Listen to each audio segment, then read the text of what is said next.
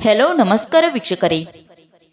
ಇತ್ತೀಚಿನ ದಿನದಲ್ಲಿ ನೀವು ಸಣ್ಣ ಮಕ್ಕಳಿಗೂ ಸಕ್ಕರೆ ಕಾಯಿಲೆ ಇದೆ ಎಂದು ಹೇಳುವುದನ್ನು ಕೇಳಿರಬಹುದು. ಅದು ಹೇಗೆ ಬರುತ್ತದೆ, ಅದು ಯಾರಿಗೆಲ್ಲ ಬರುತ್ತದೆ ಮತ್ತು ಅದರ ಲಕ್ಷಣಗಳೇನು, ಆ ಸಂದರ್ಭದಲ್ಲಿ ನಾವು ಏನು ಮಾಡಬೇಕು ಎಂದು ಇವತ್ತಿನ ವಿಡಿಯೋದಲ್ಲಿ ನೋಡೋಣ. ಸ್ನೇಹಿತರೆ, ವಿಡಿಯೋನ ಸ್ಕಿಪ್ ಮಾಡದೆ ಪೂರ್ತಿಯಾಗಿ ನೋಡಿ, ಇಲ್ಲದಿದ್ದರೆ ನಿಮಗೆ ಈ ವಿಷಯ ಸಂಪೂರ್ಣವಾಗಿ ತಿಳಿಯುವುದಿಲ್ಲ. ಸ್ನೇಹಿತರೆ, ವಿಡಿಯೋ ಇಷ್ಟ ಆದರೆ ಕೊನೆಗೆ ಒಂದು ಲೈಕ್ ಕೊಡುವುದನ್ನು ಮಾತ್ರ ಮರೆಯಬೇಡಿ. ನಾವು ಸೇವಿಸುವ ಆಹಾರದ ಬಹುಪಾಲು ಅಂಶ ಗ್ಲೂಕೋಸ್ ಎಂಬ ಸಕ್ಕರೆಯಾಗಿ ಪರಿವರ್ತನೆಗೊಂಡು ರಕ್ತವನ್ನು ಸೇರುತ್ತದೆ. ಪ್ರತಿ 100 ಮಿಲಿಲೀಟರ್ ರಕ್ತದಲ್ಲಿ ಸಕ್ಕರೆಯ ಪ್ರಮಾಣ 180 ಮಿಲಿಗ್ರಾಂಗಳಿಗಿಂತ ಹೆಚ್ಚು ಶೇಕಡವಾದರೆ ಈ ಸಕ್ಕರೆಯ ಅಂಶ ಮೂತ್ರದ ಮೂಲಕ ವಿಸರ್ಜಿತವಾಗುತ್ತದೆ. ಆಗ ಅದನ್ನು ಸಕ್ಕರೆ ಕಾಯಿಲೆ ಎನ್ನಲಾಗುತ್ತದೆ.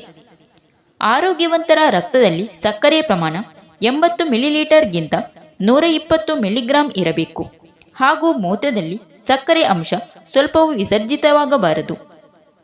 ಸ್ನೇಹಿತರೆ, ಯಾರಿಗೆಲ್ಲ ಸಕ್ಕರೆ ಕಾಯಿಲೆ ಬರುತ್ತದೆ ಎಂದು ನೋಡೋಣ. 1. ಬೊಜ್ಜಿಲ್ಲದವರಿಗಿಂತ ಬೊಜ್ಜಿದ್ದವರಿಗೆ ಸಕ್ಕರೆ ಕಾಯಿಲೆ ಬರುವ ಸಾಧ್ಯತೆ 10 ರಿಂದ 30 ಪಟ್ಟು ಹೆಚ್ಚು. ಮನಸ್ಸಿನ ಉದ್ವೇಗ, ಚಿಂತೆ, ಮಾನಸಿಕ ಒತ್ತಡ ಇವುಗಳು ಸಕ್ಕರೆ ಕಾಯಿಲೆಗೆ ಕರೆ ನೀಡುತ್ತದೆ. 2. ಹೆಂಗಸರು ಗರ್ಭಿಣಿಯಾಗಿರುವಾಗ ಸಕ್ಕರೆ ಕಾಯಿಲೆ ಬರುವ ಸಾಧ್ಯತೆ ಇರುತ್ತದೆ. ಸಕ್ಕರೆ ಕಾಯಿಲೆಯ ತಾಯಂದಿರಿಗೆ ಜನಿಸುವ ಮಗು ದಪ್ಪವಾಗಿದ್ದು 4-5 ಕಿಲೋ ತೂಕವಿರುತ್ತದೆ. ಇಂತಹ ಮಗುವಿಗೆ ಕೆಲವೊಮ್ಮೆ ಸಕ್ಕರೆ ಕಾಯಿಲೆ ಸಣ್ಣ ವಯಸ್ಸಿನಲ್ಲೇ ಪ್ರಾರಂಭವಾಗುತ್ತದೆ. 3. ವಂಶ ಪಾರಂಪರ್ಯವಾಗಿಯೂ ಸಕ್ಕರೆ ಕಾಯಿಲೆ ಬರುತ್ತದೆ. ತಂದೆ ತಾಯಿ ಇಬ್ಬರಿಗೂ ಸಕ್ಕರೆ ಕಾಯಿಲೆ ಇದ್ದವರು ಆಗಿದ್ದರೆ ಮಕ್ಕಳಿಗೆ ಈ ಕಾಯಿಲೆ ಬರುವ ಸಾಧ್ಯತೆ ಹೆಚ್ಚು. 4. ಮೆದೊಜೀರಕಾಂಗಕ್ಕೆ ಹಾನಿಯುಂಟು ಮಾಡುವ ವೈರಸ್ಗಳಿಂದ ಸೋಂಕು ಮತ್ತು ಮಂಗಬಾವು ಕೂಡ ಸಕ್ಕರೆ ಕಾಯಿಲೆ ಬರಲು ಕಾರಣವಾಗುತ್ತದೆ. 5. ಮಕ್ಕಳಲ್ಲಿ ಆಹಾರ ನ್ಯೂನ್ಯತೆ ಉಂಟಾದರೆ ಸಕ್ಕರೆ ಕಾಯಿಲೆ ಬರುವ ಸಾಧ್ಯತೆ ಇರುತ್ತದೆ. 6. ನಿಮ್ಮದು ಚಟುವಟಿಕೆ ಇಲ್ಲದ ಜೀವನವಾದರೆ ಮತ್ತು ಬೊಜ್ಜು ಜಾಸ್ತಿ ಇದ್ದರೆ ಸಕ್ಕರೆ ಕಾಯಿಲೆ ಬರುತ್ತದೆ.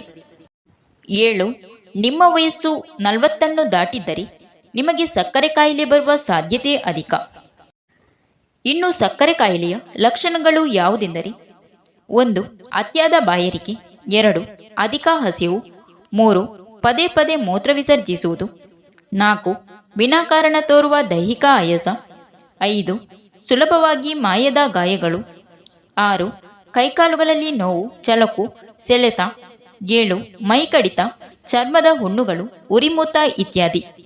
ಒಂದು ವೇಳೆ ಈ ಲಕ್ಷಣಗಳು ಕಾಣಿಸಿಕೊಂಡಲ್ಲಿ ನಿರ್ಲಕ್ಷಿಸಬಾರದು. ನಿಮ್ಮ ರಕ್ತ ಮೂತ್ರವನ್ನು ಆಗಾಗ್ಗೆ ಪರೀಕ್ಷಿಸಿಕೊಳ್ಳುತ್ತಿರಬೇಕು. ಆಗಾಗ್ಗೆ ವೈದ್ಯರನ್ನು ಕಾಣಬೇಕು. ಪ್ರತಿದಿನವೂ ಮರೆಯದೆ ಸರಿಯಾದ ಪ್ರಮಾಣದ ಮಾತ್ರೆ, ಇಂಜೆಕ್ಷನ್ ಅನ್ನು ತೆಗೆದುಕೊಳ್ಳಬೇಕು. ಗಾಯ, ಜ್ವರ ಮತ್ತಿತರ ಸಣ್ಣಪುಟ್ಟ ಕಾಯಿಲೆಗಳಾದರೂ ವೈದ್ಯರನ್ನು ಕಾಣಬೇಕು. ಜೇಬಿನಲ್ಲಿ ಸಕ್ಕರೆ ಅಥವಾ ಗ್ಲೂಕೋಸ್ ಅಥವಾ ಚಾಕ್ಲೇಟ್ ಅನ್ನು ಇಟ್ಟುಕೊಂಡಿರಬೇಕು. ಅವಶ್ಯಕವಾದಾಗ ಈ ಸಿಹಿ ಸಕ್ಕರೆ ಕಾಯಿಲೆಯವರ ಪ್ರಾಣ ಉಳಿಸುತ್ತದೆ.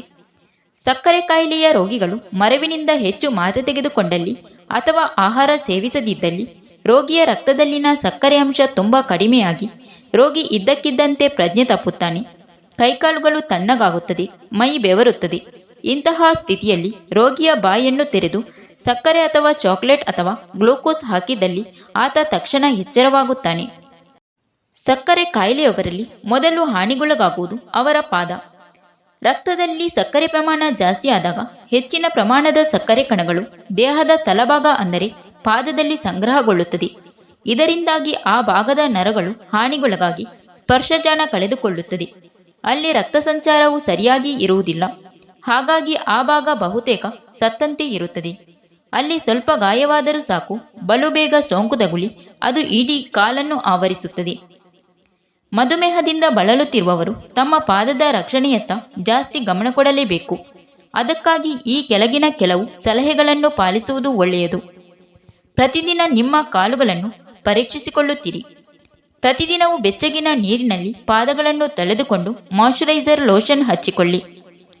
ಪಾದಗಳಲ್ಲಿ ಸ್ಪರ್ಶಜಾಲ ಕಡಿಮೆ ಇರುವ ಅಥವಾ ಸಂಪೂರ್ಣವಾಗಿ ಇಲ್ಲದೇ ಇರುವ ಕಾರಣದಿಂದ ಜಾಸ್ತಿ ಬಿಸಿ ಅಥವಾ ತಂಪಿನಿಂದ ಆದಷ್ಟು ದೂರವಿರಿ. ಪಾದರಕ್ಷೆ ಹೆಚ್ಚು ಬಿಗಿಯಾಗಿರದಂತೆ ನೋಡಿಕೊಳ್ಳಿ. ಇಲ್ಲವಾದಲ್ಲಿ ಅದರಿಂದಲೇ ಗಾಯಗಳಾಗಿ ತೊಂದರೆ ಉಂಟಾಗಬಹುದು. ಕಾಲಿನ ಬೆರಳಿನ ಉಗುರುಗಳನ್ನು ಕಾಲಕಾಲಕ್ಕೆ ತೆಗೆದು ಕಾಲನ್ನು ಯಾವಾಗಲೂ ಸ್ವಚ್ಛವಾಗಿ ಇಟ್ಟುಕೊಳ್ಳಿ. ಉಗುರು ತೆಗೆಯುವಾಗ ಬೆರಳಿಗೆ ಗಾಯವಾಗದಂತೆ ಗಮನ ಹರಿಸಿ. ಬರಿಗಾಲಿನಲ್ಲಿ ಯಾವುದೇ ಕಾರಣಕ್ಕೂ ನಡೆಯಬೇಡಿ. ಒಂದು ವೇಳೆ ನಡೆದರೆ ನಿಮಗೆ ಗೊತ್ತಿಲ್ಲದೆಯೇ ಕಾಲಿಗೆ ಗಾಯಗಳಾಗಬಹುದು. ಪಾದದಲ್ಲಿ ಗಾಯಗಳಿಲ್ಲದಿದ್ದರೂ, ನೋವಿಲ್ಲದಿದ್ದರೂ, ವಿಚಿತ್ರ ವಾಸನೆ ಬರುತ್ತಿದ್ದರೆ ಪಾದದ ಕುರಿತು ಜಾಗೃತ ವಹಿಸಿರಿ. ಕೂಡಲೇ ವೈದ್ಯಕೀಯ ಪರೀಕ್ಷೆ ಮಾಡಿಸಿಕೊಳ್ಳಿ.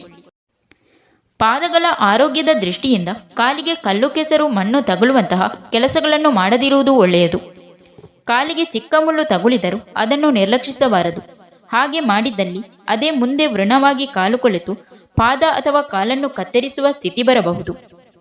ಧೂಮಪಾನ ಮಾಡುತ್ತಿದ್ದಲ್ಲಿ ಅದನ್ನು ಸಂಪೂರ್ಣವಾಗಿ ನಿಲ್ಲಿಸುವುದು ಒಳ್ಳೆಯದು. ಬೆರಳುಗಳ ತುದಿ ಹಾಗೂ ಸಂಧಿಯಲ್ಲಿ ಯಾವುದೇ ರೀತಿಯ ಕೊಳೆಗಳು ಇರದಂತೆ ನೋಡಿಕೊಳ್ಳಿ.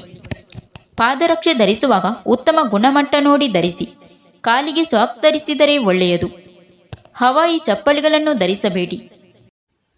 ನಿಮ್ಮ ಮನೆಯಲ್ಲಿ ಇರುವೆಗಳ ಕಾಟವೇನಾದರೂ ಇದ್ದರೆ ಆ ಬಗ್ಗೆ ಜಾಗೃತರಾಗಿರಿ. ಕಾಲು ಹಾಗೂ ಬೆರಳುಗಳ ನಡುವೆ ತೇವಾಂಶ ಇರದಂತೆ ನೋಡಿಕೊಳ್ಳಿ. ಅಗತ್ಯವಾದರೆ ಪೌಡರ್ಗಳನ್ನು ಬಳಸಿ. ಸಕ್ಕರೆ ಕಾಯಿಲೆ ಇಲ್ಲದ ತಂದೆ ತಾಯಿಗಳನ್ನು ಆಯ್ಕೆ ಮಾಡಿಕೊಳ್ಳುವ ಹಕ್ಕು ನಮಗಿಲ್ಲ. ಆದರೂ ನಮ್ಮ ಜೀವನ ಶೈಲಿಯನ್ನು ಬದಲಿಸಿಕೊಂಡು ಪ್ರಮಾಣಬದ್ಧ ಆಹಾರ ಸೇವನೆ, ಚಟುವಟಿಕೆಯ ಜೀವನ, ವ್ಯಾಯಾಮ ಇವುಗಳಿಂದ ಸಕ್ಕರೆ ಕಾಯಿಲೆಗೆ ವಿದಾಯ ಹೇಳಲು ಸಾಧ್ಯ. Thank you for watching. ಸ್ನೇಹಿತರೆ, ವಿಡಿಯೋ ಇಷ್ಟ ಆದರೆ ಒಂದು ಲೈಕ್ ನೀಡಿ, ವಿಡಿಯೋನ ನಿಮ್ಮ ಫ್ರೆಂಡ್ಸ್ಗೆ ಶೇರ್ ಮಾಡಿ, ಚಾನಲ್ನ ಸಬ್ಸ್ಕ್ರೈಬ್ ಮಾಡಿಕೊಂಡು ನಿಮ್ಮ ಅನಿಸಿಕೆಗಳನ್ನು ಕಮೆಂಟ್ ಮೂಲಕ ತಪ್ಪದೇ ತಿಳಿಸಿ.